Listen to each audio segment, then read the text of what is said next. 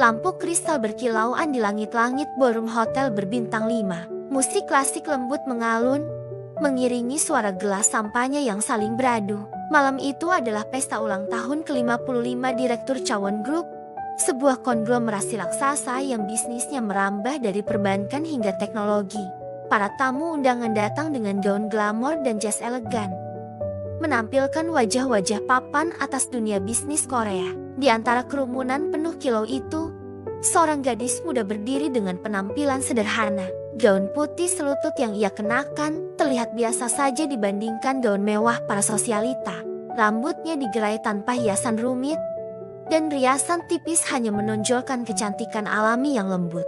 Dialah Nana. Tak banyak yang tahu bahwa ia adalah putri dari keluarga Chawon, pewaris sekaligus anak kesayangan almarhum istri pertama sang direktur. Namun sejak kecil, Nana memilih hidup jauh dari sorotan. Ia merasa tidak nyaman menjadi pusat perhatian. Apalagi setelah pernikahan kedua ayahnya yang menghadirkan seorang ibu tiri ambisius dan seorang saudara tiri yang selalu iri padanya. Bagi Nana, pesta malam ini bukanlah tempat yang menyenangkan. Ia datang hanya karena undangan ayahnya yang bersikeras agar seluruh anggota keluarga hadir. Sambil memegang segelas jus jeruk, Nana mencoba menyelinap ke sudut ruangan, berharap tak ada yang benar-benar memperhatikannya. Namun, takdir justru mempertemukannya dengan seseorang yang kelak mengubah seluruh jalan hidupnya. Di sisi lain ruangan, seorang pria berwibawa memasuki ballroom dengan langkah tenang namun penuh percaya diri. Park Seo-chun, CEO muda perusahaan saingan Chawon Group, baru saja tiba. Wajah tampannya langsung menjadi pusat perhatian. Sorot matanya tajam, namun senyumannya hangat. Banyak wanita melirik, berbisik-bisik, berharap mendapat kesempatan berkenalan dengannya. Namun Seo-chun tak tertarik pada kerumunan sosialita yang berlomba memamerkan diri. Matanya justru tertuju pada sosok sederhana di sudut ruangan Nana. Ada sesuatu yang berbeda darinya. Kesederhanaan itu membuatnya menonjol di tengah kemewahan. Dengan langkah mantap, Seo-chun mendekati Nana. "Permisi," ucapnya dengan nada ramah. "Anda terlihat berbeda dari tamu lainnya. Nama Anda?" Nana sedikit terkejut. Ia tidak menyangka pria yang mendekatinya adalah Park Seo-chun, sosok yang sering muncul di media sebagai pengusaha sukses dan karismatik. Jantungnya berdegup kencang, tapi ia berusaha tetap tenang. "Nana," jawabnya singkat, disertai senyum tipis. "Senang bertemu dengan Anda, Tuan Park Seo-chun," sahut pria itu, menyambung sambil mengulurkan tangan. "Tapi jangan terlalu formal. Seo-chun saja cukup." Nana tersenyum kecil, menerima jabatan tangannya. "Baiklah, Seo-chun si." Mereka pun larut dalam percakapan ringan. Seo-chun menanyakan hal-hal sederhana. Apa pekerjaan Nana? Bagaimana menurutnya pesta malam itu? Dan apakah ia sering menghadiri acara seperti ini? Nana, yang sudah terbiasa menyembunyikan identitasnya, menjawab hati-hati, "Saya hanya orang biasa. Tidak terlalu sering datang ke pesta seperti ini. Sejujurnya, saya agak canggung." Seo-chun tertawa pelan. "Lucu sekali. Banyak orang akan mati-matian ingin ada di pesta seperti ini. Tapi Anda justru terlihat ingin menghilang. Karena pesta seperti ini bukan dunia saya," balas Nana jujur sambil menunduk. Ucapan itu membuat Seo-chun semakin tertarik. Ia bisa merasakan keaslian dari kata-kata Nana. Berbeda dengan kebanyakan orang yang hanya berbicara untuk menyenangkan hati lawan bicara. Sementara itu, dari kejauhan, Minji, saudara tiri Nana, memperhatikan mereka dengan tatapan tajam. Minji mengenakan gaun merah mencolok. Bibirnya dilukis dengan lipstik merah tua. Sejak awal pesta, ia berusaha menarik perhatian Park Seo-chun. Namun pria itu justru berjalan lurus melewati dirinya dan berbicara dengan Nana. Rasa iri menguasai hatinya. Kenapa selalu Nana? Pikirnya penuh amarah. Kenapa orang-orang selalu melihatnya? Bahkan ketika ia berpakaian paling sederhana sekalipun. Minji meremas gelas sampahnya di tangannya. Ia bertekad, malam itu tidak akan membiarkan Nana bersinar. Apalagi merebut perhatian pria yang selama ini ia idam-idamkan. Kembali pada Nana dan Seo-chun, percakapan mereka semakin hangat. Seo-chun berkata sambil menatapnya lekat-lekat, "Anda tahu, Nana sih, Di antara semua tamu yang berpakaian mewah, Anda yang paling menarik perhatian saya. Pipi Nana merona. Ia menunduk, mencoba menyembunyikan rasa gugupnya. Anda bercanda, kan? Saya bahkan tidak berdandan seperti mereka. Saya serius, jawab Seo Chun tegas. Kesederhanaan Anda justru membuat Anda berbeda. Hati Nana bergetar. Selama ini, ia terbiasa menutup diri dan menjaga jarak dari dunia penuh intrik bisnis keluarganya. Tapi bersama Seo Chun, ia merasakan sesuatu yang baru, kenyamanan. Namun jauh di lubuk hatinya, ada ketakutan yang tak bisa ia abaikan. Bagaimana jika Seo Chun tahu siapa dirinya sebenarnya? Apakah pria itu masih akan melihatnya dengan cara yang sama? Pesta berlanjut hingga larut malam. Para tamu menikmati musik, tarian, dan makanan mewah yang disajikan. Tapi bagi Nana, malam itu meninggalkan jejak yang berbeda. Pertemuannya dengan Pak Seo Chun menyalakan api kecil dalam hatinya, api yang ia tahu bisa berbahaya. Karena semakin dekat ia dengan pria itu, semakin besar risiko rahasianya terbongkar. Sementara itu, di antara kerumunan, Minji mulai menyusun rencana. Senyum licik terukir di wajahnya. Ia tahu, cepat atau lambat, rahasia Nana akan menjadi senjatanya. Dan malam itu, pesta ulang tahun keluarga Chawon yang penuh kemewahan berubah menjadi panggung awal sebuah kisah cinta, rahasia, dan intrik yang tak terhindarkan. Pesta malam itu berakhir dengan sorot mata tajam dari tamu yang secara tak sengaja membongkar jati diri Nana. Semua tawa berubah menjadi bisikan-bisikan samar, seolah seluruh ruangan kini menatap pada satu titik. Nana, gadis sederhana yang ternyata putri keluarga Chawon Group. Pak Seo Chun berdiri membeku. Gelas sampahnya di tangannya bergetar pelan. Jeti, ini semua bohong. Suaranya nyaris berbisik, tapi cukup menusuk hati Nana. Nana mencoba meraih tangannya. Seo Chun, aku tidak bermaksud menyakitimu. Aku hanya ingin hidup tanpa beban nama keluargaku. Aku ingin kau mengenalku sebagai Nana, bukan sebagai putri Chawon. Namun Seo Chun menepis halus tangannya. Senyuman menawan yang tadi membuat Nana tenang, kini berganti dengan sorot mata penuh kekecewaan. Beberapa hari setelah pesta, dunia Nana berubah drastis. Media gosip mulai menulis artikel. Putri rahasia Chawon Group hadir di pesta saingan. Foto-foto dirinya berdampingan dengan Pak Seo Chun menghiasi portal berita. Di ruang makan keluarga besar, ayahnya, Chawon Sang-ho, menatapnya dengan dingin. Kau pikir apa yang kau lakukan? Nana, berdekatan dengan putra perusahaan rival. Apalagi setelah menyembunyikan identitasmu, kau mempermalukan keluarga. Nana hanya bisa menunduk, hatinya memberontak. Tapi lidahnya keluh. Ia ingin mengatakan bahwa cintanya pada Seo Chun tulus, bukan permainan bisnis. Namun ada satu orang yang tampak menikmati kekacauan itu. Chawon Min Yung, saudara tiri Nana. Seharusnya kita tidak memberi kebebasan terlalu besar pada Nana. Ayah, katanya sambil tersenyum sinis. Lihat, sekarang ia hampir menghancurkan reputasi keluarga. Tatapan Min Yung menusuk, penuh iri yang terselubung. Di sisi lain, Pak Seo Chun juga mengalami pergulatan batin. Di kantor pusatnya, ia berdiri menatap kota Seoul dari jendela lantai ke-40. Ingatannya tentang malam pesta itu terus berputar. Senyum Nana, kehangatannya, lalu kebohongan yang tiba-tiba terkuak. Sekretarisnya, Han Ji Won, masuk membawa berkas. Tuan Park, apakah Anda akan tetap menjalin komunikasi dengan keluarga Chawon? Ada rumor merger yang mulai merebak. Seo Chun hanya diam. Hatinya terombang-ambing antara logika bisnis dan perasaan pribadinya. Ia merasa dikhianati.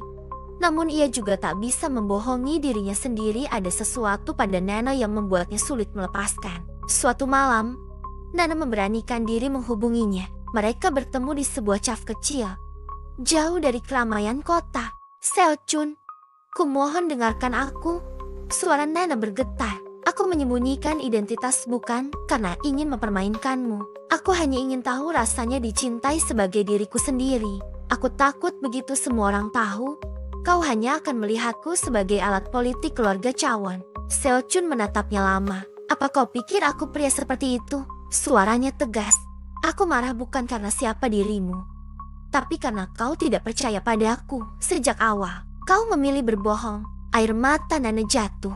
Aku salah, tapi kumohon, jangan tinggalkan aku. Hening panjang menyelimuti mereka. Sementara itu, Min Yung semakin aktif memainkan intrik. Ia mendekati Seo Chun dengan kedok membantu memperjelas keadaan. Padahal diam-diam ia ingin memisahkan Nana dari Seo Chun. Seo Chun sih, katanya dengan nada ramah tapi penuh racun. Kau tahu kan, Nana itu manja sejak kecil. Semua orang selalu menutupi kesalahannya. Dia mungkin berpura-pura sederhana di hadapanmu. Tapi percayalah, dia tidak seperti yang kau kira. Seo Chun tidak langsung merespons. Tapi hatinya goyah lagi. Kata-kata Min Yung menambah keraguan yang sudah bercokol. Hari-hari berikutnya, hubungan Nana dan Seo Chun terasa rapuh seperti kaca. Setiap kata seolah penuh jarak. Setiap tatapan menyimpan keraguan. Di kantor pusat Chawon Group, rapat darurat digelar. Di layar besar terpampang berita utama. Pertemuan rahasia Putri Chawon dan CEO rival. Apa yang sebenarnya terjadi? Ayah Nana menatapnya dingin. Mulai besok, kau tidak akan keluar rumah. Media sudah cukup membuat keributan. Dan satu lagi, kau dilarang bertemu Pak Seo Chun. Nana terperanjat. Ayah, itu tidak adil. Aku mencintainya. Ini urusanku, bukan bisnis keluarga. Namun suaranya hanya ditanggapi dengan ketukan pena di meja kayu jati. Min Yung, yang duduk di sisi lain, menyeringai puas. Di tempat lain, Seo Chun menerima dokumen merger antara perusahaannya dan Chawon Group. Han Ji-won, sekretarisnya, tampak tegang. Tuan, merger ini bisa menyelamatkan ribuan pekerja. Tapi, Anda harus berhati-hati. Banyak yang menganggap kedekatan Anda dengan Putri Chawon hanyalah strategi politik. Seo Chun menggenggam dokumen itu. Hatinya semakin kacau. Cinta dan bisnis kini bertubrukan di depan matanya. Malam itu, ia menatap layar ponsel. Pesan Nana belum ia balas. Tangannya gemetar, ingin menulis, "Aku percaya padamu." Namun di detik terakhir, ia menutup layar. Sementara itu, Min Yung melanjutkan rencananya. Ia menyusun jebakan. Mengatur paparazzi untuk memotret Nana seolah bertemu pria lain. Foto-foto itu segera tersebar di media, membuat publik semakin curiga. Nana kaget saat membacanya. Ini fitnah, aku bahkan tidak pernah ke tempat itu. Namun berita sudah terlanjur viral. Seo Chun pun melihatnya, hatinya tercabik antara ingin percaya dan takut kembali dikhianati. Puncaknya terjadi di acara gala amal internasional. Semua keluarga konglomerat hadir. Nana dipaksa tampil bersama ayah dan Min Yung. Namun di tengah acara, Seo Chun datang dengan langkah tegas. Sorotan kamera langsung mengarah ke arahnya. Ia menatap Nana di hadapan semua orang. "Aku tidak peduli siapa kau, putri miliarder atau bukan. Yang aku tahu, aku jatuh cinta pada Nana yang sederhana, yang jujur dalam hatinya. Jika dunia ingin menentang kita, biarkan saja. Aku berdiri di sisimu." Ruangan hening. Bisikan pelan berubah menjadi tepuk tangan kecil, lalu semakin riuh. Ayah Nana terdiam. Matanya tajam menatap Seo Chun. Namun di wajah Nana, air mata bahagia mengalir. Untuk pertama kalinya, ia merasa bebas. Min Yung, yang berdiri di samping, mengepalkan tangan dengan geram. Semua rencananya hancur di depan mata. Setelah malam gala yang heboh itu, kabar cinta Nana dan Seo Chun menjadi berita utama di seluruh Korea. Banyak yang mendukung, tapi tak sedikit pula yang menentang. Ayah Nana akhirnya memanggil putrinya ke ruang kerjanya. "Kalau benar kau memilih pria itu, maka kau harus siap menghadapi konsekuensinya. Dunia bisnis bukan dongeng cinta." Nana mengangguk mantap. "Aku tahu, Ayah, tapi aku juga bukan anak kecil lagi. Aku ingin memilih jalanku sendiri." Untuk pertama kalinya, ayahnya tidak lagi membentak. Ada seberkas rasa hormat di balik tatapan dingin itu. Namun Min Yung belum menyerah. Ia tahu hanya ada satu cara menghancurkan Nana dan Seo Chun. Menyerang bisnis mereka. Diam-diam ia menjalin kerjasama dengan perusahaan asing untuk menggagalkan merger Chawon Group dan perusahaan Seo Chun. Jika merger gagal, bukan hanya citra Nana yang runtuh, pikir Min Yung, tapi juga reputasi Seo Chun. Dan mereka berdua akan saling menyalahkan. Ia menyebarkan dokumen palsu, membuat seolah-olah Seo Chun melakukan kecurangan. Berita itu langsung menghantam pasar saham. Saham perusahaan Seochun anjlok dalam semalam. Seochun berang. Di ruang rapat, para direksi menuntut penjelasan. Tuan Pak, apa benar perusahaan Anda terlibat penggelapan dana? Ia mengepalkan tangan. Itu fitnah. Aku tidak pernah melakukan itu. Namun bukti palsu yang disebarkan Min Yung tampak meyakinkan. Tekanan semakin berat. Nena, yang mendengar kabar itu, langsung datang ke kantor Seochun. Biarkan aku membantumu. Aku tahu ini ulah seseorang yang ingin memisahkan kita. Seochun menatapnya lelah. Nana, cukup. Kau sudah cukup menderita karena aku. Aku tidak ingin menyeretmu lebih jauh. Tapi Nana menggenggam tangannya erat. Kau bukan satu-satunya yang kuat. Seochun, biarkan aku melindungimu kali ini. Dengan keberaniannya, Nana menyelidiki lebih jauh. Ia menemukan catatan komunikasi Min Yung dengan perusahaan asing. Bukti-bukti itu ia kumpulkan diam-diam. Puncaknya, di rapat besar pemegang saham, Nana berdiri di depan semua orang. Saudaraku, Min Yung, dialah dalang di balik fitnah ini. Dia memalsukan dokumen demi menjatuhkan Seochun dan merusak nama keluarga kami. Ruangan gempa. Min Yung berteriak membantah. Namun bukti-bukti yang ditampilkan Nana tak terbantahkan. Ayah mereka berdiri, wajahnya merah padam. Min Yung, kau mempermalukan keluarga kita. Min Yung berlutut. Tapi semuanya sudah terlambat. Ia resmi dicopot dari jabatannya. Setelah badai itu, nama Seochun dibersihkan. Saham perusahaannya perlahan pulih. Merger pun berjalan lancar. Di sebuah taman sederhana, jauh dari sorotan media, Seochun menatap Nana dengan penuh syukur. Kau menyelamatkanku. Aku pikir aku kuat sendirian. Tapi ternyata aku butuhmu di sisiku. Nana tersenyum. Matanya berkaca-kaca. Kita berdua saling melengkapi. Dan mulai sekarang, tidak ada lagi rahasia. Seochun menggenggam tangannya. Aku janji. Mereka berdua berpelukan di bawah langit senja Seoul. Seakan dunia akhirnya memberi restu.